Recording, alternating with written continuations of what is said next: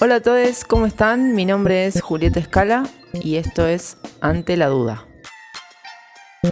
Ante la Duda es un ciclo de charlas cortas entre, en este caso, mi mamá y yo.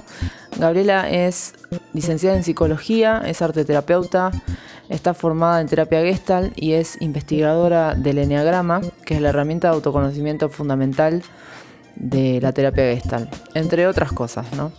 Somos madre e hija tratando de encontrarle la vuelta a algunas preguntas disparadoras que nos dejen en mejores lugares. Bueno, y la pregunta de este cuarto capítulo es: ¿la creatividad puede convivir con los límites? ¿Qué pasa con esas dos fuerzas? ¿Se contraponen? ¿Se complementan? ¿Hasta dónde una necesita de esa contención de los límites y hasta dónde esos límites pueden volverse en contra? Hablando de la creatividad y hablando en muchas otras esferas de nuestras vidas. El tema límites es un tema complejo y muy interesante, así que vamos a ver qué nos trae este capítulo.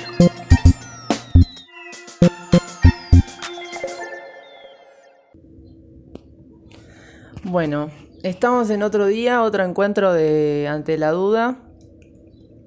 Lo que charlábamos recién es que estaría bueno darle un cierre o algún tipo de conclusión o continuidad a la práctica que tuvimos en el encuentro pasado. Si querés también explicar la importancia de dar cierres y no dejar este tipo de prácticas así como abiertas sin una conclusión. Bueno, sí, yo quería por ahí aclarar esto de que esa práctica fue como para darle materialidad a esa molestia, a esa imposibilidad, como habías planteado, de recibir elogios, y que fue como muy básica porque hubo una serie de significantes que yo podría haber trabajado y profundizado si los hubiera tomado, pero fuera una cuestión así un poco más superficial dado el espacio en el que se estaba produciendo. Pero bueno, espero que te haya servido para que por ahí puedas trabajarlo eso en tu terapia, digamos, ¿no? La idea es justamente que algunas de las palabras que utilizamos de las cualidades que van surgiendo a partir de la práctica y centradas en el cuerpo, bueno, es como si fuera una cadena de significantes que si uno tira, empieza como a tirar, empieza a aparecer otras y bueno, y de esa manera uno logra como ir bordeando esa cuestión corporal que siempre, digamos, hay algo que se pierde en ese real que es el cuerpo, que es imposible de traducir. Pero, digamos, toda la práctica terapéutica va hacia eso, ¿no? Como de bordear ese real, esa verdad que no es absoluta, pero sí de que podamos ir como reconociéndola y dándole forma y podamos a partir de eso como resignificarla y producir un cierto alivio en esas cuestiones que vamos enfocando. Bueno, esa era básicamente lo que quería como aclarar. Bien. Sí, la verdad es que yo durante la práctica o al finalizar la práctica, lo que sentí inmediatamente es justamente el alivio corporal, que fue lo que más me impactó, digamos. De cómo dándole atención a algo lo empezamos a expulsar naturalmente, como sucede con la escritura, por ejemplo, o bueno, con un montón de otras cosas. A mí me sucede con el canto, por ejemplo, también. Pero bueno, esto de ponerle palabras a un sentir corporal ya es más complejo y bueno, como charlábamos la otra vez, no es algo a lo que estemos acostumbrados a hacer ni que nos enseñen a prestarle atención a esas cosas. Así que me parece que por más de que haya sido medio vuelo de pájaro, está bueno el mensaje, digamos, principal, que es comenzar a darnos tiempo para sentir. Exacto. Bueno, vivimos en una sociedad que no se detiene y básicamente lo primero que hay que hacer es justamente pararse para poder escuchar es como si uno tuviera que afinar el oído, ¿no? Cuando uno quiere escuchar algo, sobre todo tan sutil, nada, tiene que hacer que todos los demás estímulos desaparezcan y bueno, no es lo que nos favorece, digamos, en el mundo que vivimos. Bueno, aclarado esto, o nada, retomado esto, digamos, vamos a continuar con la pregunta de hoy, que tiene que ver con los límites. Y la pregunta es, ¿la creatividad puede convivir con los límites? Bueno, uno tiende a pensar que la creatividad es más caótica, que como que no tiene muchas reglas o que debería ser así. Sin embargo, para que eso, digamos, dé un resultado, un producto, uno tiene que encuadrarlo en algún sentido. Si no son ese tipo de artistas que todo el tiempo viven en el caos y no conocemos, no llegamos a veces ni a conocer la obra, porque en un momento la ira destruye la obra, entonces bueno, es como que para que esa creatividad dé un resultado, tenga un efecto, necesita en algún momento de cierto orden, de cierta organización, como para que pueda ir evolucionando, ¿no? Si no, es como también se detiene ahí en eso que no llega a adquirir una forma, y para cualquier forma necesitamos algún límite que justamente a ese contenido lo contenga. Entonces sí, necesariamente en algún momento tiene que aparecer, digamos, eso que lo contiene, que lo limita, y que le da un sentido, porque si no es como si solamente fuera caos creativo, no nos enteraríamos inclusive.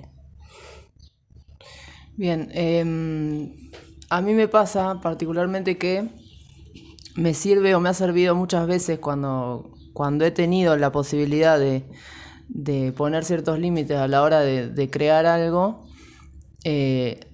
Lo siento así como un terreno seguro de decir, bueno, me puedo mover por acá. A mí me sirve mucho saber eso. Me puedo mover por acá, no importa lo que es, cuál es ese territorio, digamos, de posibilidades, pero sí como que tiendo a marcar el delineado de esa posibilidad que tiene ese momento de creatividad. Recuerdo cuando empecé la carrera de cine acá en Tandil, un ejercicio que me había gustado mucho y que de hecho siempre, bueno, lo recuerdo por eso, era escribir algo que a mí me costaba mucho, que de hecho hasta el día de hoy es escribir un guión, pero la consigna principal era que se tenía que contar solo en 12 planos. Entonces como que yo ahí descubrí que a mí me servía mucho que me digan hasta dónde puedo ir, cuáles eran las posibilidades o la consigna de ese trabajo particular y respetarlo y decir, bueno, tengo este tiempo, tengo estos planos, tengo este dinero en este caso, y tengo estas personas o estos personajes. Vos sabés que si tenés 12 planos para contar una historia, por ejemplo en este caso, no vas a meter no vas a meter muchísimos personajes o muchísimas tramas porque no te da el tiempo, no te da nada. Entonces como que ahí descubrí por primera vez que a mí me gustaba ese tipo de consignas a la hora de crear. Y que tenía compañeros o compañeras que, por lo contrario, se enojaban. Tipo, yo quiero hacer algo más grande, yo quiero que una persona caiga no sé, de un risco y que otra la venga a buscar y como que había que bajarle y decirle no, pero no, ahora tenés que crear con esta consigna. Y eso dejarlo para otro momento. O no vas a poder hacer tal cosa que te estás imaginando porque requiere de mucha gente o de mucha producción. O te va a quedar medio flaco porque no lo vas a poder concretar. Y nada, recuerdo de la experiencia en la universidad eso, de como una contraposición entre las personas que eran como más terrenales, de decir, bueno, tengo estas posibilidades y me gusta saber lo que tengo y no me voy a exceder mucho más, ni a fantasear mucho más porque no puedo concretarlo, y las personas que empezaban desde la fantasía y después había que bajarlas, traerlas a lo posible. Y lo que pienso ahora es que en la vida en general, yo me llevo bien con los límites. De hecho, tiendo a poner límites así regularmente porque me ordena. ¿Eso tiene que ver entonces con la personalidad de cada uno o con... Nada, no sé, eso me lo explicarás vos. Sí, bueno, la personalidad, cuando ya está configurada, digamos, tuvo un primer momento en que fue necesario que en la educación, en la familia, digamos, le hayan orientado y señalado hacia lo que se debe, lo que no se debe, lo que es correcto, lo que no es correcto, lo que me gusta, lo que no, o sea, todo eso tiene que ver con ese clima que se haya vivido en esas interacciones primeras. De hecho, es algo que nos trasciende porque, por ejemplo, la relación de la madre, de ella misma con sus propios límites, es lo que también se transmite, ¿no? El padre entra como en una segunda fase y también marca como un límite más social, digamos, ¿no? Pero entonces el niño recibe eso y, por ejemplo, ya en la cuestión del destete ya hay un límite que la madre dice hasta acá. Y a veces eso no sucede y eso no es gratuito, digamos, tiene consecuencias a largo plazo, porque ahí ya se va como plantando una semilla que después se va a desarrollar. Y según cómo haya sido eso, y otros más que van a venir después, como la cuestión del control de esfínteres, un montón de cuestiones que ya se van bueno, viendo, digamos, en la infancia y de la manera que suceden y cómo son, digamos, configuradas todas esas experiencias y esas cuestiones que son acontecimientos porque también, digamos, marcan, bueno, de ahí sale, digamos, la relación de cada persona con sus propios límites. ¿Puede volverse esto, según la personalidad también, una especie de coraza, de trinchera en algún momento? Yo también, o sea, me gustan los límites, pero también he detectado eso, que a veces me los autoimpongo por miedo a ir más allá. O sea, se vuelve como un arma de doble filo. Sí, sí, claro, porque justamente los límites son necesarios, pero no tienen que ser limitantes, sino que es una marca, que pongo yo como un mojón hasta acá, porque de acá para acá hay riesgos, etcétera, pero también abre todas las otras posibilidades que tenés. A veces solamente se ve esa cuestión que me limita y no se ven las oportunidades que hay del otro lado. Entonces, me acuerdo yo que hace muchos años Jaime Barilco había escrito un libro que comenzaba con una anécdota que era esta de que si vos vas en el medio del campo con un auto y si te apagan las luces, no sabes para dónde tenés que ir. Entonces, sí, sabés que estás en el campo, pero no tenés un camino y entonces posiblemente no llegues a destino. Y que sin embargo, cuando tenés una ruta, un camino por donde seguir, sabés que podés llegar a algún lugar. Entonces, los límites son eso, digamos, ¿no? Que te orientan hacia dónde estás yendo, de qué manera, como lo que viene, o sea, te da una referencia que te protege. Entonces, en ese sentido, es que son necesarios. De todas maneras, siempre tenemos la cuestión de la civilización o la condición humana nace a partir de leyes y que te limitan. La principal, la ley de la cultura, es la ley del incesto. O sea que, y a partir de ahí, digamos, podemos decir que somos sujetos. Así que, digamos, es algo como estructural. Claro, pero a lo que yo iba, esto de estructural se puede convertir en esto, en una rigidización, digamos, al final. Sí, no. Pero bueno, yo te explico lo que es estructural y la pregunta tuya iba a algo más del campo de la neurosis, digamos, que es cuando esa tendencia dominante que en tu caso en el tipo 1 tiene, digamos que es el perfeccionismo, entonces necesita todo el tiempo la cosa rígida de lo estricto, de lo que tiene que ser perfecto, tiene que ser puntual, tiene que ser cronometrado, digamos, y sumamente puntual, digamos, ¿no? Entonces tiende a eso y a que las cosas sean miradas desde una mirada así polarizada, negro, blanco, bueno, malo, le cuestan los grises, le cuestan y además no le gustan. Entonces a veces esta tendencia, decimos, como que lo excede y ahí sí se puede convertir en algo limitante. Cuando nos vamos como neurotizando más, desequilibrando más, la cuestión sería que cuando uno empieza como a conocerse se da cuenta de eso y empieza como a equilibrarse. No, esto es algo que yo misma, nadie me está diciendo que hasta acá. Esto es lo que yo pienso porque me da miedo pasar eso. Entonces uno puede empezar como a autorregularse y decir, no, pero si tengo esta posibilidad, voy por acá, no pasa nada. Pero bueno, esto es como que un permiso que uno se tiene que ir dando porque tiene esa otra tendencia que sí lo tira para la cuestión más limitante. Cuando hemos hablado del eneatipo 1 en particular, siempre surge esto del perfeccionismo, los límites, la estructura, el binarismo, bien, mal, qué sé yo.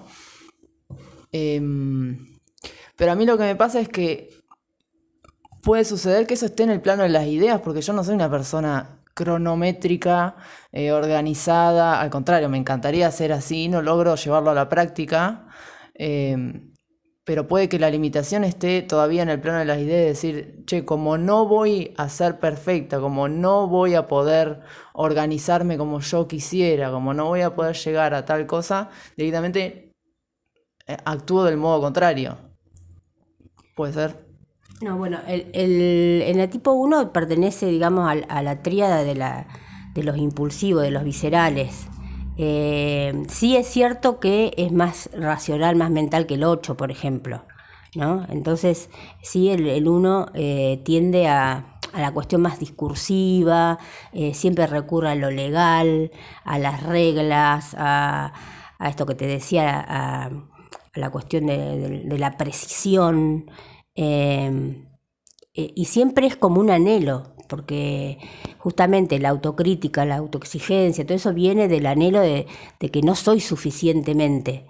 Entonces siempre está como, bueno, no, tengo que ser mejor, la próxima vez lo voy a lograr y digamos es como un deber ser que le surge y bueno, y él mismo, digamos, cuando empieza a trabajarse, tiene que tratar de decir, bueno, me relajo y no pasa nada. Si llego 5 minutos tarde, le aviso, o sea, ¿entendés? Pero sí tiene ese anhelo de perfeccionismo que lo excede y que como que siempre va a volver medio al mismo lugar. Pero no es que sea justamente porque no lo es y porque el miedo que tiene es a no ser suficiente y que por eso teme ser rechazado por no ser suficiente. O sea, la herida es la cuestión del rechazo, puede llegar a ser medio de la humillación, porque en general vienen de ambientes autoritarios o muy exigentes. Entonces toda la coraza, toda la estructura defensiva se arma en el sentido de buscar eso que supuestamente el otro le demanda, ¿no? De que sea perfecto. Tiende a ser una persona preocupada porque los demás también tienen que cumplir las reglas que ella necesita, digamos, entonces por eso a veces se torna medio pesada porque está todo el tiempo señalándole al otro, digamos, dónde está fallando digamos, y también tiende a justificarlo porque es por una buena causa. Porque no sos arruina nada, sos por una buena causa que los está cuidando a ellos. Entonces se justifica en eso, pero en realidad cada uno es responsable de sus actos, de cómo quiere hacer las cosas. Entonces, pero tiene esa necesidad de corregir al otro e incluso de advertirle cómo son las cosas. Y llevándolo al plano más de la vida familiar o del núcleo familiar en el que fuimos criadas, esto para retomar el tema de los límites no sé, como lo que estoy pensando ahora es cuando en la vida adulta la imposibilidad de algunas personas o de varias, también me incluyo en ciertas situaciones, de poner límites, eso de dónde viene, de poder armarse para una después delimitar hasta dónde quiere tal cosa, hasta dónde quiere acceder, hasta dónde no, los deberes con la familia, o con las personas que cada uno considera que no le puede fallar, o tengo que estar sí o sí para tal persona, o bueno, y hasta dónde cuido mi espacio personal. Bueno, justamente el tema viene en la etapa adulta, donde ya está configurado un tipo de carácter. Hay gente que le cuesta mucho tomar, digamos, partido por algo propio, digamos, ¿no? Entonces confluye, se llama confluir, un mecanismo con lo de los demás. Entonces, como no quiere crear conflicto, va a estar disponible para 2 o 3 cosas y no puede cumplir con esas 2 o 3 cosas, entonces genera en sí mismo como una presión, porque en realidad querría repartirse y quedar bien con los 3, y entonces todo eso le empieza a jugar en contra, porque le crea mucho malestar interno, y a veces cuando pone los límites lo pone de la peor manera, porque él mismo no pudo organizarse, decir hoy tal cosa, mañana tal otra. No es necesario quedar bien con todos, no le tiene miedo a eso, pero hay algunas personalidades que sí, que les cuesta mucho esto de como de volver hacia sí mismo y decir y plantarse, bueno, ¿qué es lo que yo quiero en este momento, estoy necesitando en este momento? Y tomarse como prioridad. No está, digamos, se ha conformado un tipo de personalidad donde está como muy negado su propio deseo, que ha sido mal visto por ahí, ¿no? Esto en la infancia. Entonces él ha visto que también para ser querido, para ser reconocido, tiene que estar dispuesto o disponible para todo su entorno. Y bueno, es todo un trabajo interno que hay que hacer para poder plantarse en sus propios pies, digamos, ¿no? Si no, como que es tironeado por los distintos personajes o situaciones que le toca atravesar. Y ya cerrando la charla, y volviendo también un poco a la experiencia personal, ¿qué pasa con el tema de los roles dentro de la familia y de las incomodidades que empiezan a surgir cuando una está ocupando un lugar que no le corresponde y empieza como a tensionar todo el funcionamiento familiar por esta cuestión? Bueno, esto es, digamos, a mí me gusta explicarlo, me parece que se entiende mejor, desde la teoría de las constelaciones. Bert Hellinger, que es el autor, el alemán, habla de los órdenes del amor, y esto habla de jerarquías. Entonces a veces dice que ciertas incomodidades, ciertos síntomas, ciertas cuestiones suceden cuando esas jerarquías están alteradas. Entonces dice que, por ejemplo, primero está la pareja, después están los hijos. Y a veces esto uno lo ve en situaciones en que los hijos son los que dominan y los padres son los que obedecen, o los hijos están en el lugar del cónyuge, uno de los hijos ocupa el lugar del cónyuge. Entonces se trastoca ese orden que es necesario para que el amor fluya, dice, porque el amor es una energía, un sentimiento, pero se puede encontrar obstáculos para que fluya de la mejor manera cuando estos órdenes se trastocan. Entonces ahí vemos cuando surgen los conflictos entre padres e hijos, entre hermanos, etcétera. Digamos, y es muy fácil verlo, o sea, estas cuestiones, ¿no? Entonces hay como una ley que es la que se transmite de padres a hijos. Entonces los hijos sí que tienen una deuda con los padres porque los padres le han dado la vida, ¿no? Pero digamos, el pago no se realiza hacia el padre, sino hacia sus propios hijos. O sea que esa misma va creando la cadena de generaciones donde yo, digamos, mi agradecimiento hacia esa deuda, o mi pago, lo que sea, mi recompensa, la brindo hacia mis propios hijos. Y a veces eso no sucede, entonces quedan, digamos, los hijos atrapados en la relación filial con el padre, y vemos que son esos hijos que no les cuesta armar parejas, ¿no? Como de una lealtad extrema a ese vínculo que no evoluciona hacia la otra generación. Bueno, suceden todas estas malestares, síntomas y cuestiones cuando las jerarquías no se respetan. Bueno, hemos dado una charla bastante extensa, creo que está bien por hoy, ¿no? Sí, un poquito de cada cosa. Bueno, nos vemos en el próximo encuentro y muchas gracias. Bueno, interesante la charla que fue surgiendo en este cuarto capítulo, donde la pregunta inicial obviamente está pautada, pero el resto de los caminos que va tomando la conversación muchas veces es espontáneo, y creo que eso es lo bueno y lo lindo de estos encuentros.